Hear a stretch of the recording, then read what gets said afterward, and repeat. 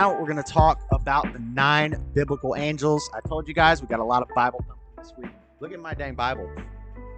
These are all, I already took the Samson tab out, but we got tabs. We got little tabs for all these different angels from the Bible. So I'm going to preface.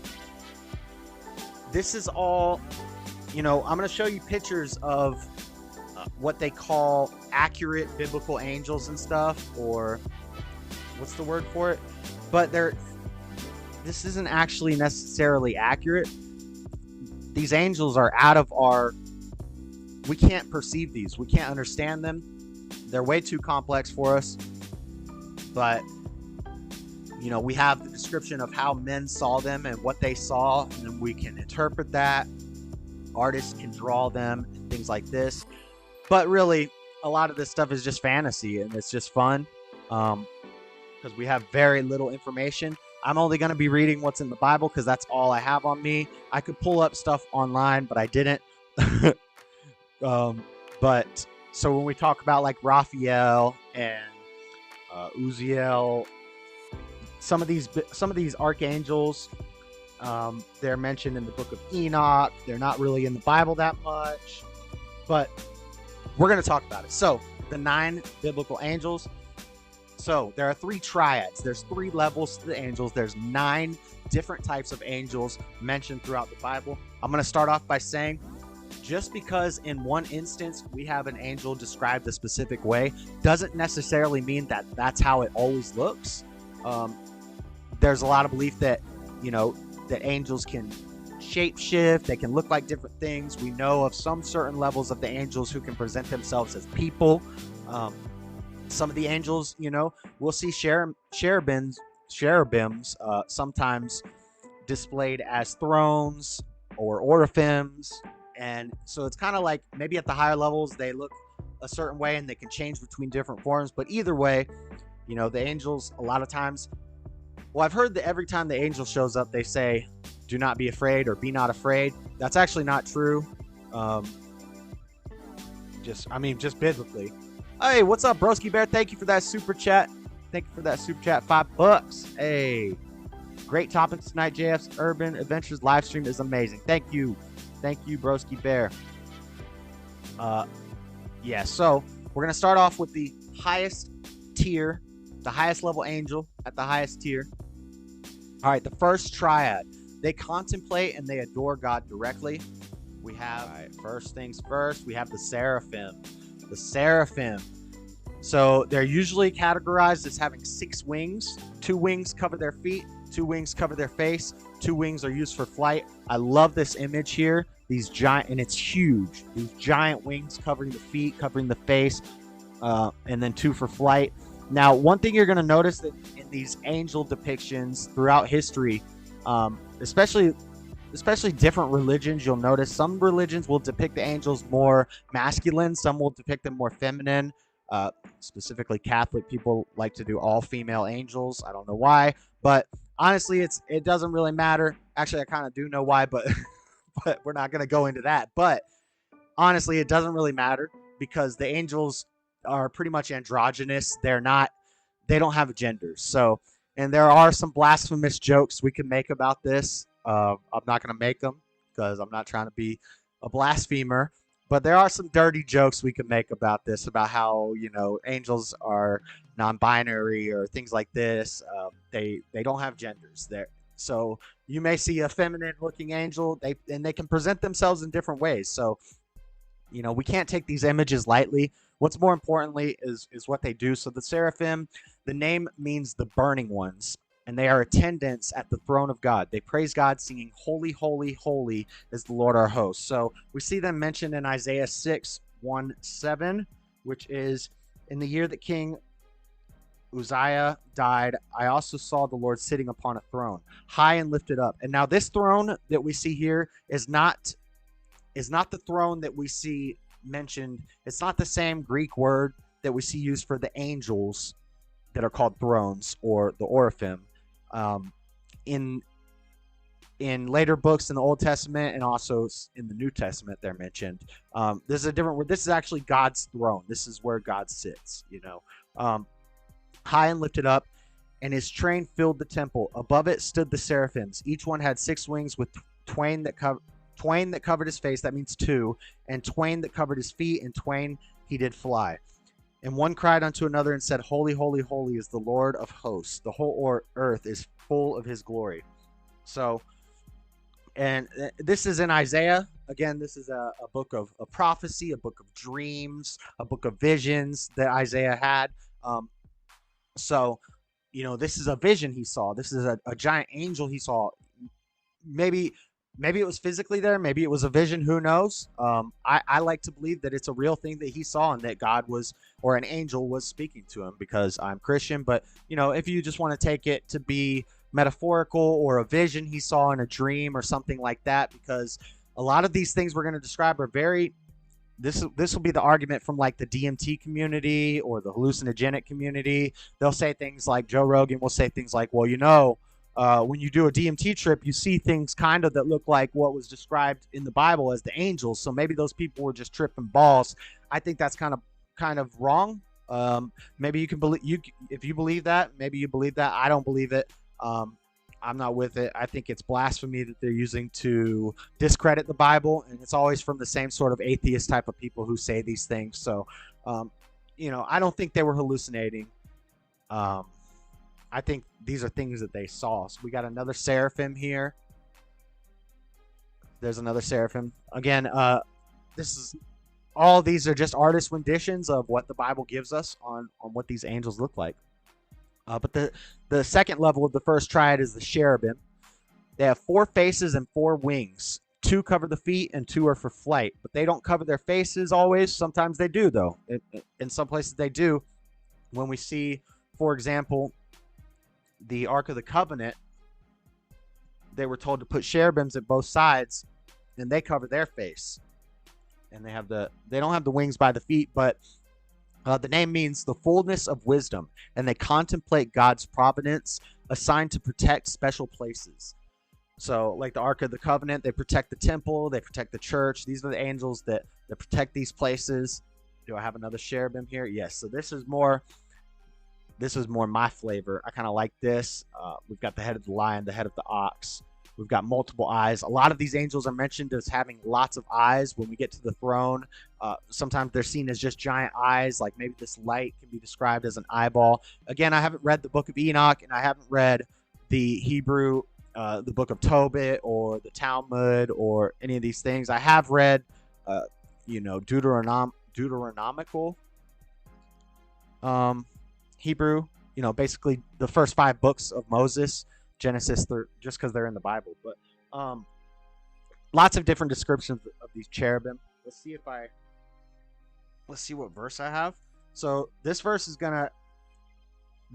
Ezekiel 11:14 through 20. This is going to be kind of long.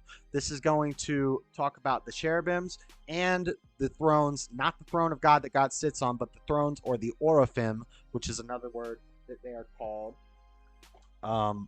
We'll look at this is going to dip into them too, but for the cherubim, and everyone had 4 faces. The first face was the face of a cherub, the second face was the face of a man, and the third face was the face of a lion, and the fourth face of an eagle. So this one has it as a bull. I'd like to see an eagle in this image. But again, maybe different books of Bibles call it different things, because they could shapeshift, and this is all different people's interpretations of what they saw. And the cherubims were lifted up, and this is the living creature that I saw by the river of Chebar. And when the cherubims went, the wheels went with them. The wheels, now we're going to start talking about the thrones of the oraphim. The wheels went with them, and then when the cherubims lifted up their wings to mount up from the earth, the same wheels also turned not from beside them. When they stood, these stood, and when they were lifted up, these lifted up themselves also, for the spirit of the living creature was in them. This is also where we get biblical alien ideas. They'll talk about this. They'll say maybe these spinning discs were aliens. So, fun fact. Where were we at? And the glory of the Lord departed from off the threshold of the house and stood over the cherubims. And the cherubims lifted up their wings and mounted up from the earth in my sight. When they went out, the wheels also were beside them, and every one stood at the door of the east gate of the Lord's house, and the glory of God of Israel was over them above.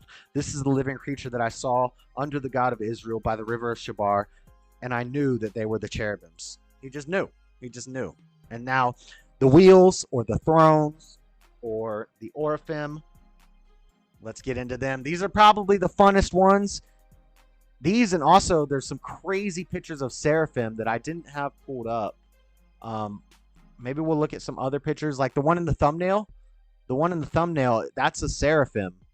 There are some crazy pictures of seraphims that get kind of creepy. But let's move on to the thrones, since we have the image here. The rings, the funyuns, the thrones, the Oraphim, mentioned in Ezekiel 10:17, Colossians 1:16, Daniel 7:9. Flaming, rotating rings covered with eyes. It's said that they have as many eyes, an eye for every eye of every person that's ever existed on earth. Not just right now, not just the what do we got, 8 billion, 9 billion right now, but every person who's ever existed on earth, the eyes, that many eyes are on these rings. This is a big deal. We're talking about dang angels that are the size of planets. Speaking of that, the Oraphim, the thrones, look at that, seen as the size of a planet. Now this makes the having, 20 billion eyeballs on the flaming rings more plausible. If you imagine that it's bigger than a planet, could you imagine just looking up the whole skyline? They say from sea to shining sea, the whole curvature of the earth is just dominated by this giant angel sphere of rings. We shall see. We got one more verse about the thrones.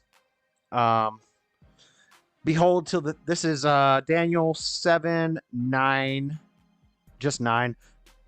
Behold, till the thrones were cast down, and the ancient days did sit, whose garment was white as snow, and the hair on his head was like pure wool. His throne was like that of a fiery flame, and his wheels as burning fire. So a lot of this stuff is very abstract. It's very, we don't have a lot to go off of.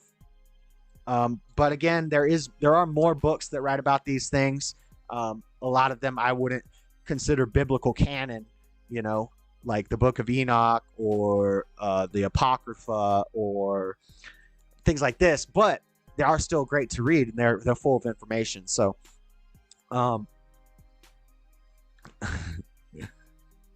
yep, that's one way to do it. All right, but what's next? We got more. We got to start burning through these a little faster, guys. We got the dominions, the second triad. We're moving on to the second triad. So these fulfill God's plan in the universe. These are more proactive angels with humans and things like that, but not the most. This is the second triad. So they're mentioned in Ephesians 1:21 and Colossians 1:16. They lord over the lower choirs of humanity. This is like an old Catholic piece of art. Notice how they're all women in the old Catholic art. Lord over the lower choirs of humanity. They take illumination from the higher hierarchies and govern the universe. Now, I'm going to just read through these all three real quick and kind of lump them all together. The second triad, the dominions, the virtues, the powers, and then a little bit of the next one, the principalities. A lot of these are mentioned in the New Testament.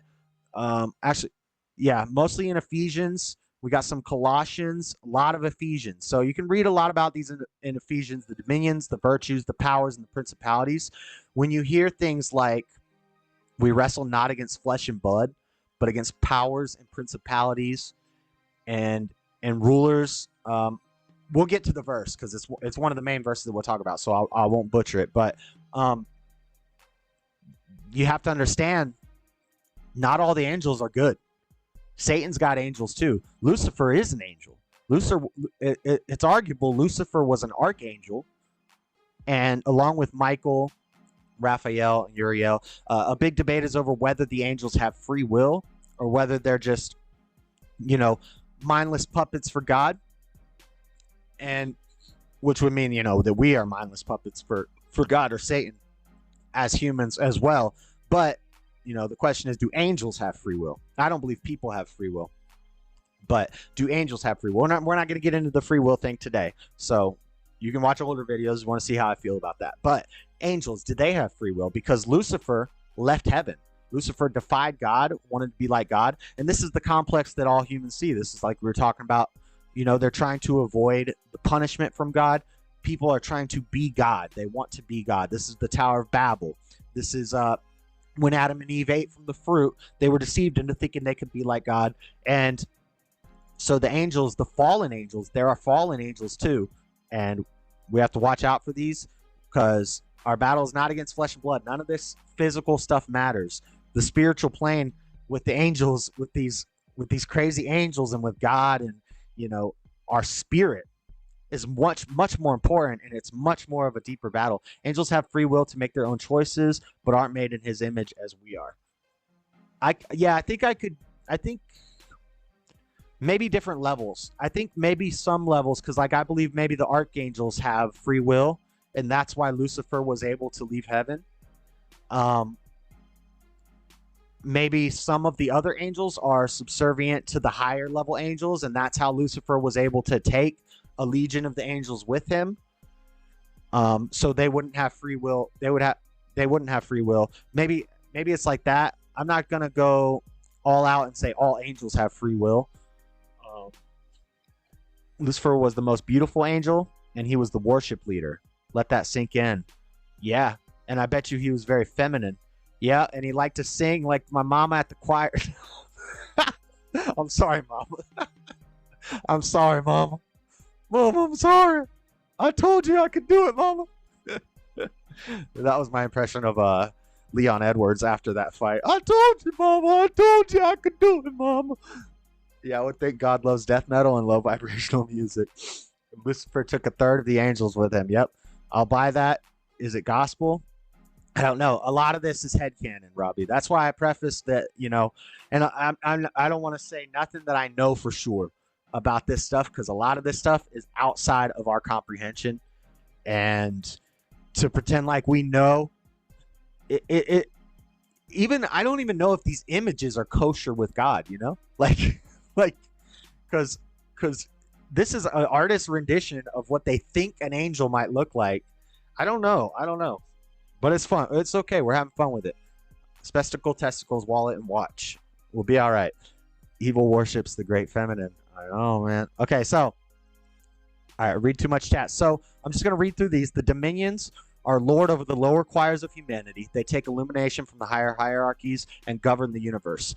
Virtues run the operation of movement in the universe. They are often associated with planets, elements, season, and nature. So this is like your Gaia. This is your what some people would call Gaia or Mother Earth, or these angels, who are actually from God. They control the things that our minds couldn't possibly, like in Job, when God says, can you string together Orion's belt?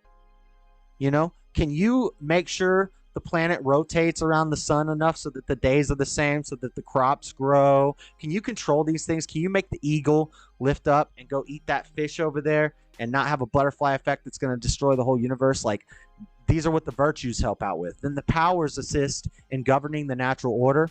They're warrior angels tasked with fighting the war against the demonic choirs. And then the principalities, that's the third triad. We'll get to that. We'll get to that in a second. Let's look at some of these pictures. So these are some dominions.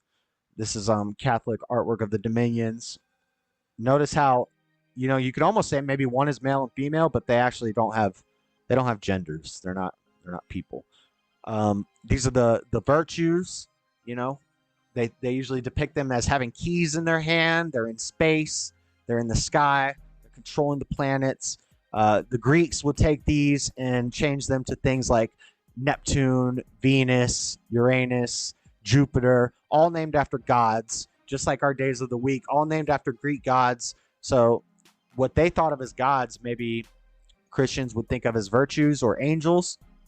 All great men have long hair for headbang. Yep. All right, so let's read from the Bible a little bit about these. I got a lot of stuff on so Ephesians. Yeah, we got a bunch of these in Ephesians. Let's see. Ephesians 1:21, far above all principality and power and might and dominion and every name that is named, not only in this world, but also in that which is to come. So, which he wrought in Christ when he raised him from the dead and set him at his very right hand in the heavenly places, far above all principality and power and might and dominion and every name that is named, not only in this world, but also in that which is to come. It's Ephesians 1:21. We got powers and principalities mentioned in Ephesians 6:12. This is the famous one, you know?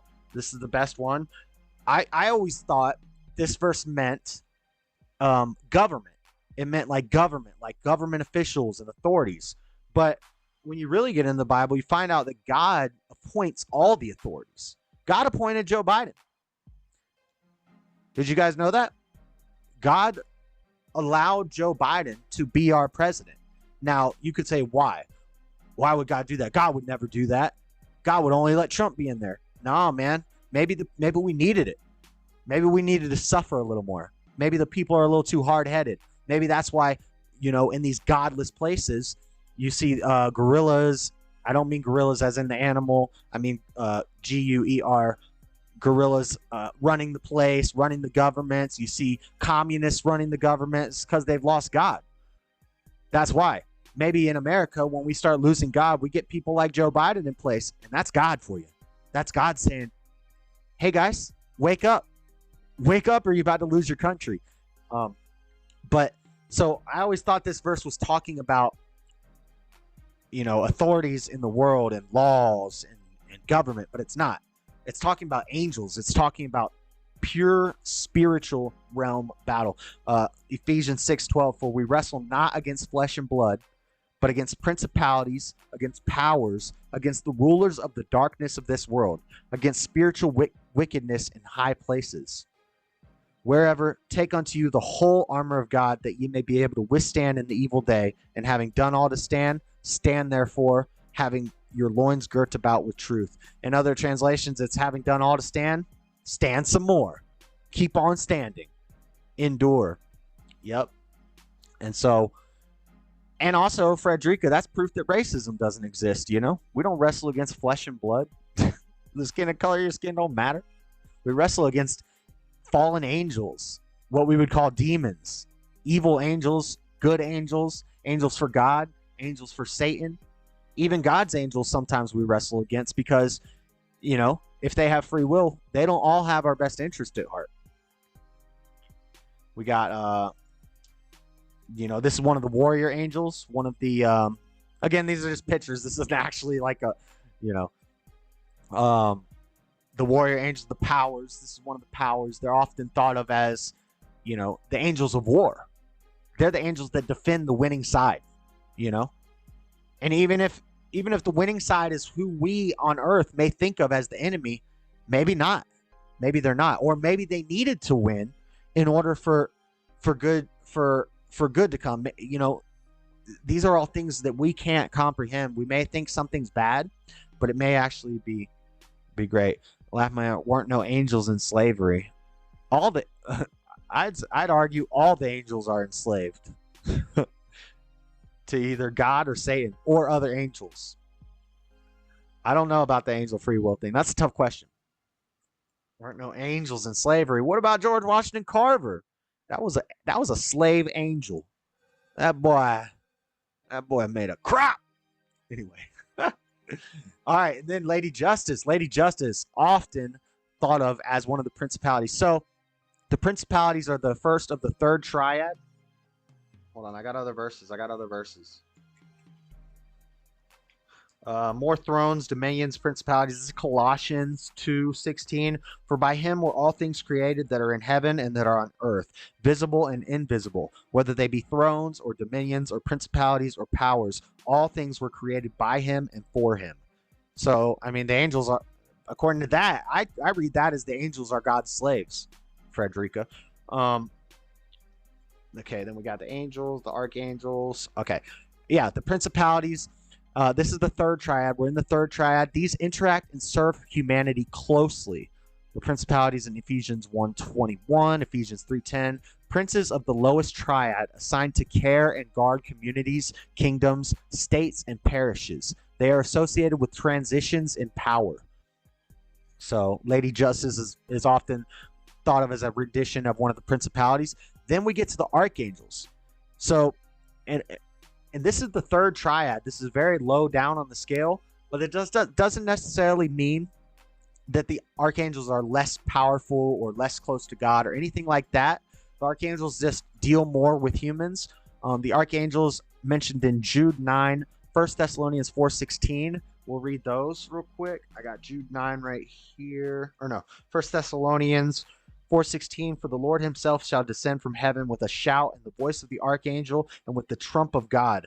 With the trump of God, and the dead in Christ shall rise first. Nice. A little, you know, what's the word? Not a, you know, a little end times fun for us. And then we got some more on the angels. But as far as the archangels, what do I have written here? The only archangels that we have mentioned are Gabriel. Well, in the Bible, we have Gabriel mentioned in Daniel 8:9, Daniel 8 and 9. Gabriel is also mentioned in the book of Enoch. Let's see. Did I read archangels yet? Yeah, leader of angels assigned to communicate and carry out God's important plans for man. Michael, Gabriel, and Raphael are the only three names we know. In Catholic canon, we also know of Uriel. There's a couple other ones that they, suggest may have been archangels. Also, biblically, it's said that archangels can also take the shape of thrones. Archangels can be other angels. Archangels can be a seraphim. Archangel could be a cherubim. Archangel could be a throne. So a lot of the angels can kind of like change shape. They can go where they need to go at the time they're needed. They can be a regular angel. They can be a guardian angel. They could be all these things. So Gabriel, Daniel 8.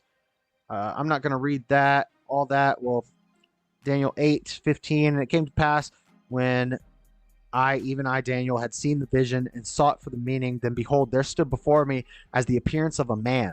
And I heard a man's voice between the banks of Eulalai, which called and said, Gabriel, make this man to understand the vision. So he came near where I stood, and when he came, I was afraid and fell upon my face. But he said unto me, understand, O son of man, for at the time of the end shall be the vision. Now as he was speaking with me, I was in deep sleep on my face toward the ground, but he touched me and set me upright. And he said, behold, I will make thee know what shall be in the last end of the indignation. For at that time appointed, the end shall be.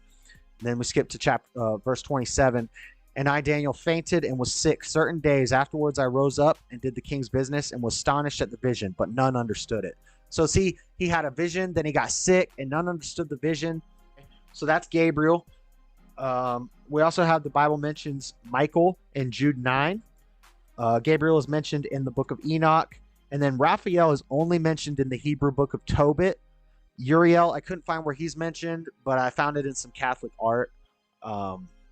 They'd be making up angels like this one right here. Uriel, Raphael, Gabriel, and Michael. But yeah, see, so the archangels could come in the form of men. And then we got one left, last one, the angels. Angels are closest to the material world and humanity. The lowest choir is where we get the majority of our personal guardian angels. If you don't believe in guardian angels, I don't believe in you. I don't have any pictures for guardian angels, but we do have some verses. So let's check out the personal guardian angels. This is one of my favorite. Well, first, Luke 22:43, and there appeared an angel unto him from heaven, strengthening him. So, and angels are mentioned lots throughout the Bible. I've got two examples. I've got Luke and I've got Hebrews. This is my old bookmark from another time. This last one is from Hebrews 13:2. This is one of my favorite verses in the Bible. Be not forgetful to entertain strangers, for thereby some have entertained angels unaware.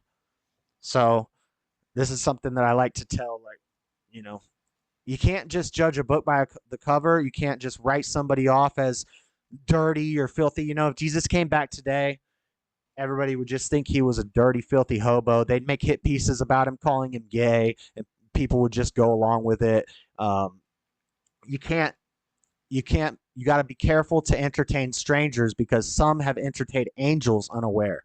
So the same with trolls in the chat. These trolls might be angels, guys. They might be Satan's angels. They might be God's angels, but we got to be careful to entertain strangers. We can't just blow people off.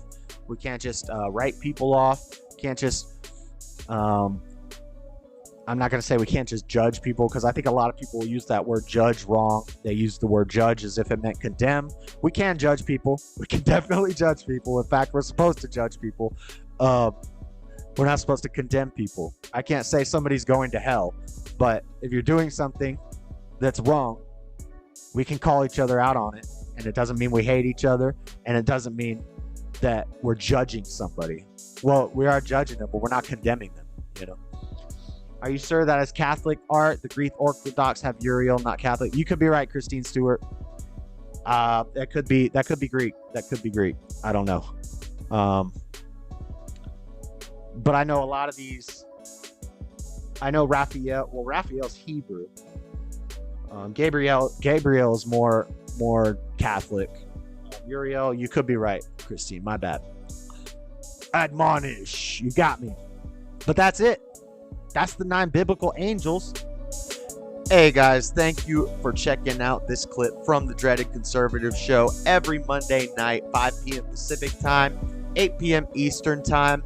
If you guys like the video, please give it a thumbs up. Make sure you subscribe to the channel if you haven't subscribed yet. Hit the bell so you know whenever I go live, not just for the Dreaded Conservative Show, but for all the game streams and UFC streams and other fun stuff that we do throughout the week. And make sure you comment and share this video with a friend. But until next time, I got a video. I got a playlist. You guys can check those out, but I'm out. Peace.